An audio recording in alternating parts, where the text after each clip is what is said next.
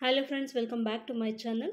ನಾವಿವತ್ತು ಪ್ರಥಮ ವರ್ಷದ ಐಚ್ಛಿಕ ಕನ್ನಡ ಅಂದರೆ ಆಪ್ಷನಲ್ ಕನ್ನಡದ ಪ್ರಶ್ನೆ ಪತ್ರಿಕೆಯನ್ನು ನೋಡ್ತಾ ಇದ್ದೀವಿ. ಈ ಪ್ರಶ್ನೆ ಪತ್ರಿಕೆ ಬಂದ್ಬಿಟ್ಟು ಸೆಪ್ಟೆಂಬರ್ ಅಕ್ಟೋಬರ್ 2022ರ ಪ್ರಶ್ನೆ ಪತ್ರಿಕೆಯಾಗಿರುತ್ತೆ. ಇದು 80 ಅಂಕದ ಪ್ರಶ್ನೆ ಪತ್ರಿಕೆ. ಇಲ್ಲಿ ವಿಭಾಗ ಏನಲ್ಲಿ ನಾವು ನೋಡೋದಾದರೆ 20 ಅಂಕದ ಪ್ರಶ್ನೆಗಳನ್ನು ಕೇಳಿದ್ದಾರೆ. ಇಲ್ಲಿ 4ಕ್ಕೆ ಟಿಪ್ಪಣಿ ಬರೆಯೋದಕ್ಕೆ ಕೇಳಿದ್ದಾರೆ. ಒಂದೊಂದಕ್ಕೆ 5 ಅಂಕದಂತೆ ಇಲ್ಲಿ 20 ಅಂಕವನ್ನು ನೀಡಲಾಗುತ್ತೆ. ಇಲ್ಲಿ ಒಟ್ಟು 6 ಪ್ರಶ್ನೆಗಳನ್ನು ಕೇಳಿದ್ದಾರೆ. 1 ಒಡ್ಡಾರಾಧನೆ, 2 ಹಲ್ಮಿಡಿ ಶಾಸನ, 3 ಲಕ್ಷ್ಮೀಶ, 4 ಕೀರ್ತನೆಗಳು, 5 ಗಿರಿಜಾ ಕಲ್ಯಾಣ, 6 ಸ್ತ್ರೀವಾದಿ ಸಾಹಿತ್ಯ. 6 ಟಾಪಿಕ್ಗಳಲ್ಲಿ ನಾವು 4ಕ್ಕೆ ಉತ್ತರವನ್ನು ಬರೀಬೇಕಾಗತ್ತೆ. 4ಕ್ಕೆ ಉತ್ತರ ಬರೆದ್ರೆ ಇಲ್ಲಿ 5 ಅಂಕದಂತೆ 20 ಅಂಕಗಳನ್ನು ನೀಡಲಾಗುತ್ತೆ. ಇನ್ನು ನೆಕ್ಸ್ಟು ವಿಭಾಗ ಬಿಗೆ ಬಂದರೆ 30 ಅಂಕದ ಪ್ರಶ್ನೆಗಳನ್ನು ತೆಗೆದಿದ್ದಾರೆ. ಇಲ್ಲಿ ಕೆಳಗಿನ 3 ಪ್ರಶ್ನೆಗಳಿಗೆ ಉತ್ತರ ಬರೆಯಿರಿ ಅಂತ ಹೇಳಿ ಕೇಳಿದ್ದಾರೆ. 10 ಅಂಕದ ಪ್ರಶ್ನೆಗಳಾಗಿರುತ್ತೆ. ಆಪ್ಷನ್ ಕೊಟ್ಟಿದ್ದಾರೆ ನಿಮಗೆ. 1 ಪ್ರಶ್ನೆಗೆ 2 ಆಪ್ಷನ್ಸ್ ಇರುತ್ತೆ. 3 ಪ್ರಶ್ನೆಗಳಿಗೆ ಉತ್ತರವನ್ನು ಬರೀಬೇಕಾಗತ್ತೆ. ಪ್ರಶ್ನೆ 2, 10ನೇ ಶತಮಾನದ ಕನ್ನಡ ಸಾಹಿತ್ಯ ವೀರಾಯುಗವಾಗಿದೆ. ಪಂಪನ ಕಾವ್ಯಗಳ ಹಿನ್ನೆಲೆಯಲ್ಲಿ ಚರ್ಚಿಸಿ ಅಂತ ಹೇಳಿ ಕೇಳಿದ್ದಾರೆ. ಅಥವಾ ನಾಗಚಂದ್ರ ಕವಿಯ ಕಾಲ, ದೇಶ, ಕೃತಿಗಳನ್ನು ಕುರಿತು ಬರೆಯಿರಿ ಅಂತ ಹೇಳಿ ಕೇಳಿದ್ದಾರೆ. ಇಲ್ಲಿ 2 ಪ್ರಶ್ನೆಗಳನ್ನು ಕೇಳಿದ್ದಾರೆ.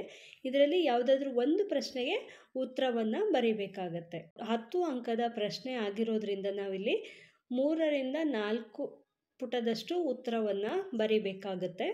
ಇನ್ನು ಪ್ರಶ್ನೆ 3ಕ್ಕೆ ಬಂದರೆ ಕನ್ನಡ ಸಾಹಿತ್ಯ ಕ್ಷೇತ್ರಕ್ಕೆ ಹರಿಹರ ಕವಿಯ ಕೊಡುಗೆಗಳೇನು ವಿವರಿಸಿ ಅಂತ ಹೇಳಿ ಕೇಳಿದ್ದಾರೆ.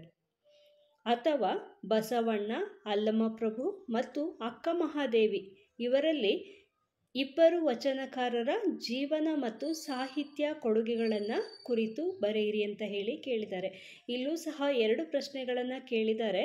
ಇದರಲ್ಲಿ 2ನೇ ಆಪ್ಷನ್ ಏನಿದೆ ಅದರಲ್ಲಿ ಬಸವಣ್ಣ, ಅಲ್ಲಮಪ್ರಭು ಮತ್ತು ಅಕ್ಕ ಮಹಾದೇವಿ 3 ಜನನ ಕೊಟ್ಟಿದ್ದಾರೆ. ಯಾರಾದರೂ 2 ವಚನಕಾರರ ಬಗ್ಗೆ ಅವರ ಪರಿಚಯವನ್ನು ನಾವು ಮಾಡಿಕೊಡ್ಬೇಕಾಗತ್ತೆ. ಅವರ ಜೀವನ ಮತ್ತು ಸಾಹಿತ್ಯಕ್ಕೆ ಅವರು ಯಾವ ಕೊಡುಗೆಗಳನ್ನು ನೀಡಿದ್ದಾರೆ ಅನ್ನೋದನ್ನು ಕುರಿತು ಬರಿಬೇಕಾಗತ್ತೆ. ಇನ್ನು ನೆಕ್ಸ್ಟು ಪ್ರಶ್ನೆ 4ಕ್ಕೆ ಬಂದರೆ ಕುಮಾರವ್ಯಾಸನ ಜೀವನ ಮತ್ತು ಕೃತಿಗಳನ್ನು ಕುರಿತು ಬರೆಯಿರಿ. ಇಲ್ಲೂ ಸಹ ಕುಮಾರವ್ಯಾಸರ ಕುರಿತಾಗಿ ಪರಿಚಯವನ್ನು ಮಾಡಿಕೊಡ್ಬೇಕಾಗತ್ತೆ. ಅಥವಾ ಕನ್ನಡ ಸಾಹಿತ್ಯಕ್ಕೆ ಹರಿದಾಸ ಸಾಹಿತ್ಯದ ಕೊಡುಗೆಗಳೇನು ವಿವೇಚಿಸಿ ಅಂತ ಹೇಳಿ ಕೇಳಿದ್ದಾರೆ. ಇದು 2ರಲ್ಲಿ ಯಾವುದಾದ್ರೂ ಒಂದು ಪ್ರಶ್ನೆಗೆ ಉತ್ತರವನ್ನು ಬರೀಬೇಕಾಗತ್ತೆ. ಕುಮಾರವ್ಯಾಸರ ಪರಿಚಯವನ್ನಾದರೂ ಮಾಡಿಕೊಡ್ಬೋದು ಅಥವಾ ಹರಿದಾಸರ ಪರಿಚಯವನ್ನಾದರೂ ನಾವು ಇಲ್ಲಿ ಮಾಡಿಕೊಡ್ಬೋದು. ಅವರು ಸಾಹಿತ್ಯಕ್ಕೆ ಯಾವ ರೀತಿ ಕೊಡುಗೆಗಳನ್ನು ನೀಡಿದರು, ಏನೆಲ್ಲ ಕೃತಿಗಳನ್ನು ಬರೆದಿದ್ರು ಅನ್ನೋದನ್ನು ನಾವಿಲ್ಲಿ ಬರಿಬೇಕಾಗತ್ತೆ. ಇನ್ನು ನೆಕ್ಸ್ಟು ವಿಭಾಗ ಸಿಗೆ ಬಂದರೆ 30 ಅಂಕದ ಪ್ರಶ್ನೆಗಳನ್ನು ಕೇಳಿರ್ತಾರೆ. ಅಂದರೆ ಒಂದು ಪ್ರಶ್ನೆಗೆ 15 ಅಂಕದಂತೆ 2 ಪ್ರಶ್ನೆಗಳಿಗೆ ನಾವಿಲ್ಲಿ ಉತ್ತರವನ್ನು ಬರೀಬೇಕಾಗತ್ತೆ. ಇಲ್ಲೂ ಸಹ ನಿಮಗೆ ಆಪ್ಷನ್ ಇರುತ್ತೆ. 2 ಪ್ರಶ್ನೆ ಕೊಟ್ಟಿದ್ದಾರೆ, ಯಾವುದಾದ್ರೂ ಒಂದಕ್ಕೆ ಉತ್ತರವನ್ನು ಬರೀಬೇಕಾಗತ್ತೆ. ಮೊದಲನೇದು ಹೊಸಗನ್ನಡ ಅರುಣೋದಯ ಕಾಲಮಾನದ ಸಾಹಿತ್ಯ ಬೆಳವಣಿಗೆಯನ್ನು ಕುರಿತು ವಿಶದಪಡಿಸಿ ಅಂತ ಹೇಳಿ ಕೇಳಿದ್ದಾರೆ. ಅಥವಾ ನವೋದಯ ಸಾಹಿತ್ಯದ ಉಗಮ, ಪ್ರಭಾವ ಮತ್ತು ಪ್ರೇರಣೆಗಳನ್ನು ವಿವರಿಸಿ ಅಂತ ಹೇಳಿ ಕೇಳಿದ್ದಾರೆ. ಇದೆರಡರಲ್ಲಿ ಯಾವುದಾದ್ರೂ ಒಂದಕ್ಕೆ ನಾವು ಉತ್ತರವನ್ನು ಬರೀಬೇಕಾಗತ್ತೆ. ನೆಕ್ಸ್ಟು ಮತ್ತೆ ಪ್ರಶ್ನೆಗಳನ್ನು ಕೇಳಿದ್ದಾರೆ, 2 ಪ್ರಶ್ನೆಗಳನ್ನು. ಅದರಲ್ಲಿ ಯಾವುದಾದ್ರೂ ಒಂದಕ್ಕೆ ನಾವು ಉತ್ತರವನ್ನು ಬರೀಬೇಕಾಗತ್ತೆ. ಇದು ಸಹ 15 ಅಂಕದ ಪ್ರಶ್ನೆಯಾಗಿರುತ್ತೆ. ಕನ್ನಡ ನವ್ಯ ಸಾಹಿತ್ಯದ ಪ್ರೇರಣೆ ಮತ್ತು ಪ್ರಭಾವಗಳನ್ನು ಕುರಿತು ಬರೆಯಿರಿ ಅಂತ ಹೇಳಿ ಕೇಳಿದ್ದಾರೆ. ಅಥವಾ ದಲಿತ ಬಂಡಾಯ ಸಾಹಿತ್ಯಗಳ ಹುಟ್ಟು ಮತ್ತು ಬೆಳವಣಿಗೆಗಳನ್ನು ಪರಾಮರ್ಶಿಸಿ ಅಂತ ಹೇಳಿ ಕೇಳಿದ್ದಾರೆ. ಇದೆರಡರಲ್ಲಿ ಯಾವುದಾದ್ರೂ ಒಂದು ಪ್ರಶ್ನೆಗೆ ನಾವು ಉತ್ತರವನ್ನು ಬರೀಬೇಕಾಗತ್ತೆ. ಇದು 15 ಅಂಕದ ಪ್ರಶ್ನೆ ಆಗಿರೋದ್ರಿಂದ ನಾವು 4ರಿಂದ 5 ಪುಟದಷ್ಟು ಉತ್ತರವನ್ನು ಬರೀಬೇಕಾಗತ್ತೆ. ಇಲ್ಲಿ ಇನ್ನೂ ಒಂದು ಪ್ರಶ್ನೆ ಪತ್ರಿಕೆ ಪ್ರಥಮ ವರ್ಷದ BA ವಾರ್ಷಿಕ ಪೂರಕ ಪರೀಕ್ಷೆ ಸೆಪ್ಟೆಂಬರ್ ಅಕ್ಟೋಬರ್ 2023ರ ಪತ್ರಿಕೆ ಆಗಿರುತ್ತೆ. ಇದು ಸಹ 80 ಅಂಕದ ಪ್ರಶ್ನೆ ಪತ್ರಿಕೆ. ವಿಭಾಗ ಎನಲ್ಲಿ ಸೇಮ್ ಪ್ಯಾಟ್ರನ್ ಇರುತ್ತೆ. 20 ಅಂಕದ ಪ್ರಶ್ನೆಗಳನ್ನು ಕೇಳಿರ್ತಾರೆ.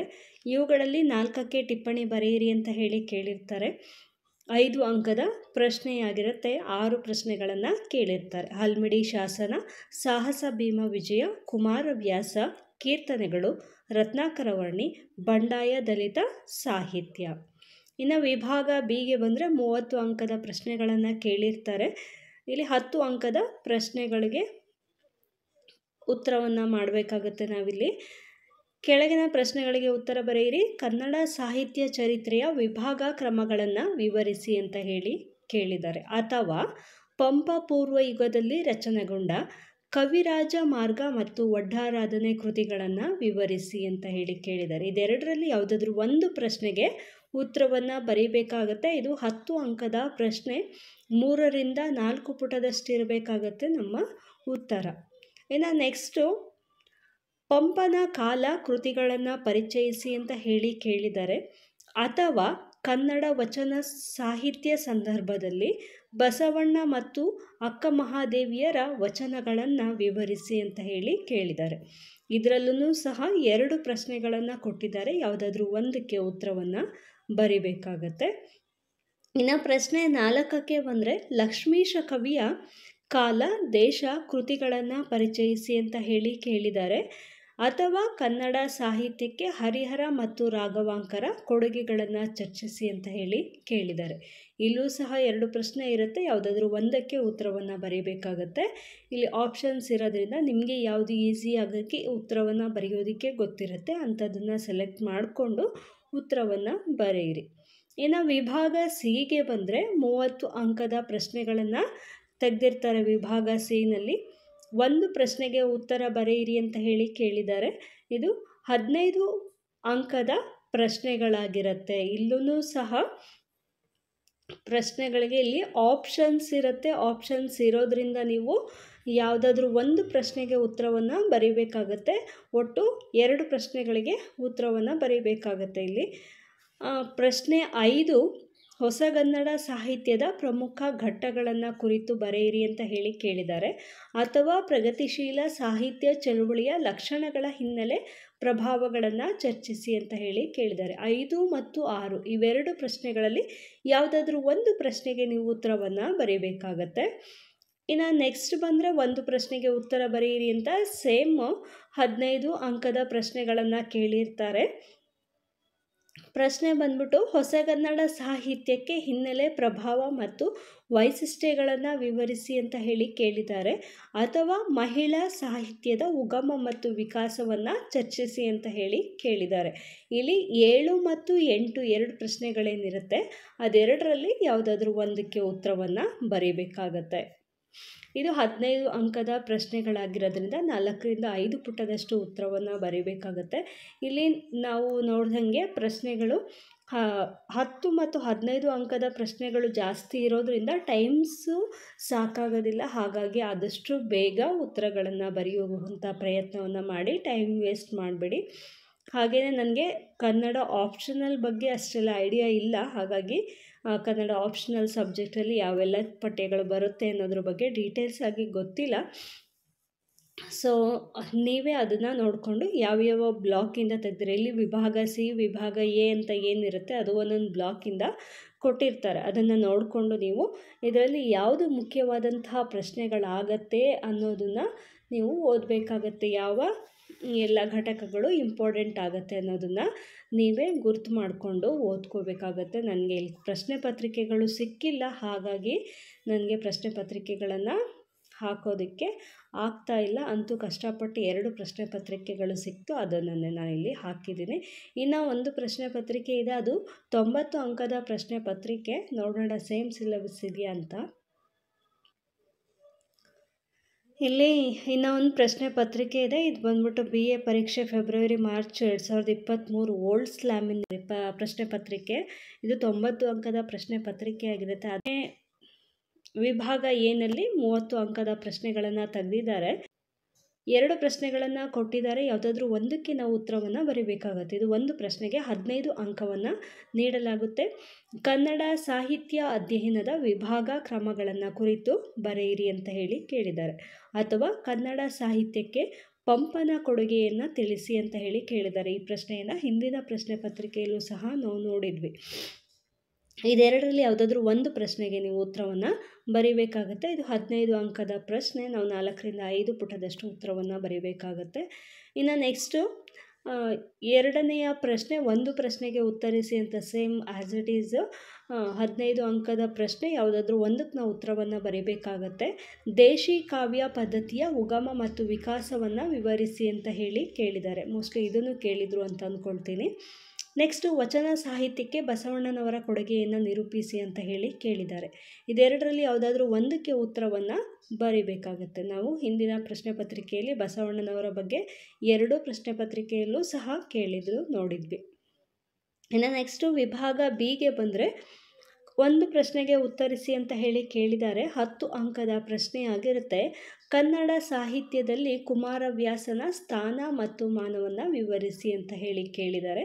ಕುಮಾರವ್ಯಾಸರ ಪರಿಚಯವನ್ನು ಮಾಡೋದಕ್ಕೆ ಹಿಂದಿನ ಪ್ರಶ್ನೆ ಪತ್ರಿಕೆಯಲ್ಲಿ ಕೇಳಿದರು. ಇಲ್ಲಿ ಸಾಹಿತ್ಯದಲ್ಲಿ ಸ್ಥಾನಮಾನವನ್ನು ಕೇಳಿದ್ದಾರೆ. ಇಲ್ಲಿ ಅವ್ರ ಬಗ್ಗೆ ಇಂಪಾರ್ಟೆಂಟ್ ಆಗುತ್ತೆ ಅನ್ನೋದು ನಮಗಿಲ್ಲಿ ಗೊತ್ತಾಗುತ್ತೆ.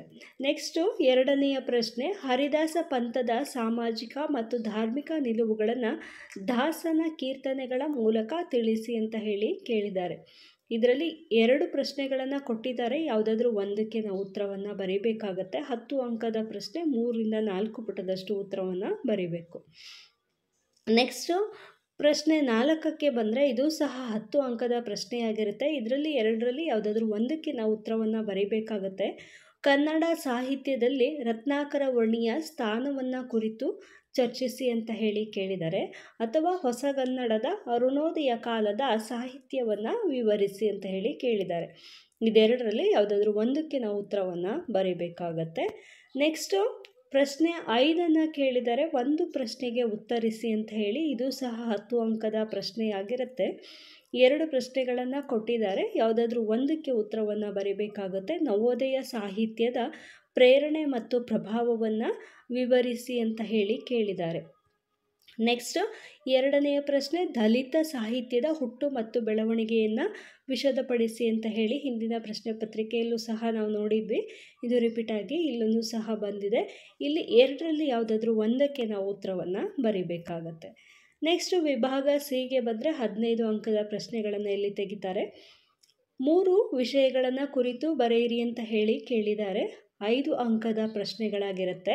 ಕವಿರಾಜ ಮಾರ್ಗ, ರಾಘವಾಂಕ, ಜನ್ನ, ಪ್ರಭುಲಿಂಗ ಲೀಲೆ, ಸಂಚಿ ಹೊನ್ನಮ್ಮ ಇವ್ರ ಬಗ್ಗೆ ನಾವು ಪರಿಚಯವನ್ನು ಮಾಡಿಕೊಡ್ಬೇಕಾಗತ್ತೆ. ಅಥವಾ ಅವರ ಪ್ರಮುಖವಾದಂತಹ ಕಾವ್ಯಗಳವು ಅನ್ನೋದು ಅವರ ಪರಿಚಯವನ್ನು ಮಾಡಿಕೊಡೋದರ ಮೂಲಕ ತಿಳಿಸ್ಕೊಡ್ಬೇಕಾಗತ್ತೆ. ಇದು 5 ಅಂಕದ ಪ್ರಶ್ನೆ ಆಗಿರೋದ್ರಿಂದ ನಾವು ಒಂದೊಂದು ಪುಟದಷ್ಟು ಬರಿಬೇಕಾಗತ್ತೆ. 3 ವಿಷಯಗಳಿಗೆ ಟಿಪ್ಪಣಿ ಬರೆಯಿರಿ ಅಂತ ಹೇಳಿ ಕೇಳಿದ್ದಾರೆ. ಇದು ಸಹ 5 ಅಂಕದ ಪ್ರಶ್ನೆ ಆಗಿರುತ್ತೆ. ಮುದ್ದಣ್ಣ, ಪೂರ್ಣಚಂದ್ರ ತೇಜಸ್ವಿ, ಗೋಪಾಲಕೃಷ್ಣ ಅಡಿಗ, ಶಿವರಾಮ ಕಾರಂತ, ದೇವನೂರು ಮಹಾದೇವ.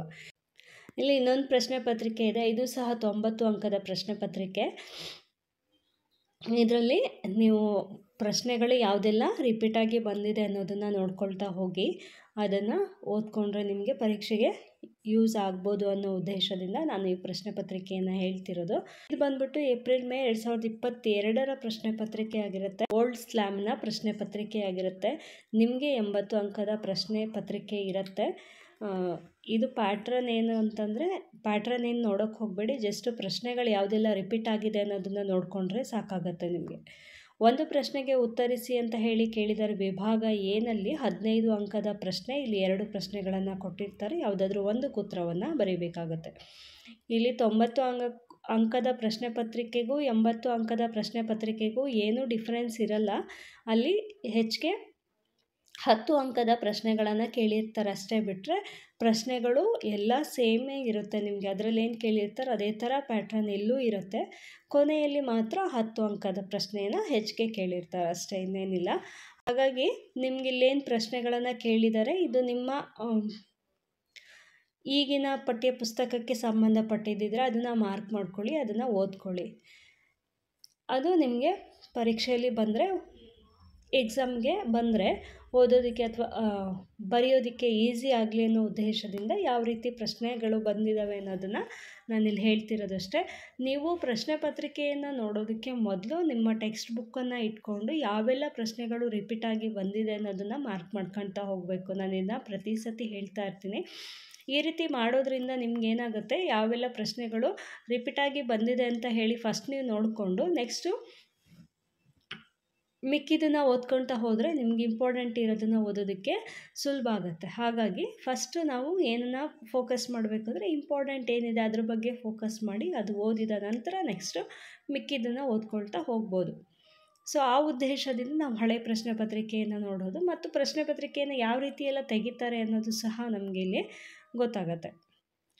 ಮೊದಲನೇ ಪ್ರಶ್ನೆ ಹೀಗಿದೆ: ಸಾಹಿತ್ಯ ಚರಿತ್ರೆಯ ಉಗಮ ಮತ್ತು ವಿಕಾಸಗಳನ್ನು ಕುರಿತು ಬರೆಯಿರಿ ಅಂತ ಹೇಳಿ ಕೇಳಿದ್ದಾರೆ. ಮೋಸ್ಟ್ಲಿ ಇದು ರಿಪೀಟ್ ಆಗಿರುವಂತಹ ಪ್ರಶ್ನೆ ಅಂತ ಅಂದ್ಕೊಳ್ತೀನಿ. ಇಲ್ಲಿ ಎರಡನೇ ಪ್ರಶ್ನೆಯನ್ನು ಕೇಳಿದರೆ, ಪಂಪಯುಗದ ವಿಶಿಷ್ಟತೆಯನ್ನು ಇಬ್ಬರು ಕವಿಗಳ ಸಾಧನೆಯ ಮೂಲಕ ವಿವೇಚಿಸಿ ಅಂತ ಹೇಳಿ ಕೇಳಿದ್ದಾರೆ. ಇದು ನಿಮಗೆ ಪ್ರಶ್ನೆ ಫಸ್ಟ್ ಟೈಮ್ ಬಂದಿರೋದು. ನಿಮಗೆ ಗೊತ್ತಾಯ್ತಲ್ಲ ಯಾವ ರೀತಿ ಪ್ರಶ್ನೆಗಳನ್ನು ತೆಗಿತಾರೆ ಅಂತ ಹೇಳಿ. ಈ ಬೇಸ್ ಮೇಲೆ ನೀವು ಓದೋದಕ್ಕೆ ಈಸಿ ಆಗುತ್ತೆ. ಇಲ್ಲಿ 2 ಪ್ರಶ್ನೆಗಳನ್ನು ಕೇಳಿದರೆ ಯಾವುದಾದ್ರೂ ಒಂದಕ್ಕೆ ನಾವು ಉತ್ತರವನ್ನು ಬರೀಬೇಕಾಗತ್ತೆ. ಇದು 15 ಅಂಕದ ಪ್ರಶ್ನೆಯಾಗಿರುತ್ತೆ. ಇನ್ನು ಎರಡನೇ ಪ್ರಶ್ನೆ ಬಂದ್ಬಿಟ್ಟು ದೇಶಿ ಕಾವ್ಯದ ಉಗಮ ಮತ್ತು ವಿಕಾಸಗಳನ್ನು ಕುರಿತು ಬರೆಯಿರಿ ಅಂತ ಹೇಳಿ ಕೇಳಿದ್ದಾರೆ. ಎರಡನೇ ಪ್ರಶ್ನೆ ಹೊಸಗನ್ನಡದ ಅರುಣೋದಯ ಎಂದರೇನು, ಈ ಕಾಲದ ಸಾಹಿತ್ಯ ಲಕ್ಷಣಗಳನ್ನು ವಿಶ್ಲೇಷಿಸಿ ಅಂತ ಹೇಳಿ ಕೇಳಿದ್ದಾರೆ. ಮೋಸ್ಟ್ಲಿ ಈ ಎರಡನೇ ಪ್ರಶ್ನೆ ಏನಿದೆಯಲ್ಲ, ಹೊಸಗನ್ನಡದ ಅರುಣೋದಯ ಎಂದರೇನು, ಇದು ರಿಪೀಟ್ ಆಗಿರುವಂತಹ ಪ್ರಶ್ನೆ ಅಂತ ಅಂದ್ಕೊಳ್ತೀನಿ. ಇದೆರಡರಲ್ಲಿ ಯಾವುದಾದ್ರೂ ಒಂದಕ್ಕೆ ನಾವು ಉತ್ತರವನ್ನು ಬರೀಬೇಕಾಗತ್ತೆ. ಇದು 15 ಅಂಕದ ಪ್ರಶ್ನೆ ಆಗಿರೋದ್ರಿಂದ 4ರಿಂದ 5 ಪುಟದಷ್ಟು ಉತ್ತರವನ್ನು ಬರೀಬೇಕಾಗತ್ತೆ. ಇಲ್ಲ 15, 10 ಅಂಕದ ಪ್ರಶ್ನೆಗಳನ್ನೇ ಜಾಸ್ತಿ ಕೇಳಿರೋದ್ರಿಂದ ಬರೆಯೋದಕ್ಕೆ ಸಮಯ ಸಾಕಾಗಲ್ಲ. ಸಮಯವನ್ನು ಕವರ್ ಮಾಡೋದು ಕೂಡ ಒಂದು ಮುಖ್ಯವಾದಂಥ ಟಾಸ್ಕ್ ಆಗುತ್ತೆ ಎಕ್ಸಾಮ್ ಟೈಮಲ್ಲಿ. ಇನ್ನು ವಿಭಾಗ ಬಿಗೆ ಬಂದರೆ 30 ಅಂಕದ ಪ್ರಶ್ನೆಗಳಿರುತ್ತೆ. ಇಲ್ಲಿ 10 ಅಂಕದ ಪ್ರಶ್ನೆಗಳನ್ನು ಕೇಳಿದ್ದಾರೆ. ಇಲ್ಲೂ ಸಹ ಆಪ್ಷನ್ಸ್ ಇರುತ್ತೆ. ನಿಮಗೆ ಯಾವುದಾದ್ರೂ ಒಂದಕ್ಕೆ ಉತ್ತರವನ್ನು ಬರೀಬೇಕಾಗತ್ತೆ. ಒಂದು ಪ್ರಶ್ನೆಗೆ ಉತ್ತರ ಬರೆಯಿರಿ ಅಂತ ಹೇಳಿ ಕೇಳಿದ್ದಾರೆ. ಹರಿದಾಸ ಸಾಹಿತ್ಯದ ಕೊಡುಗೆಗಳನ್ನು ವಿವರಿಸಿ ಅಂತ ಹೇಳಿ ಕೇಳಿದ್ದಾರೆ.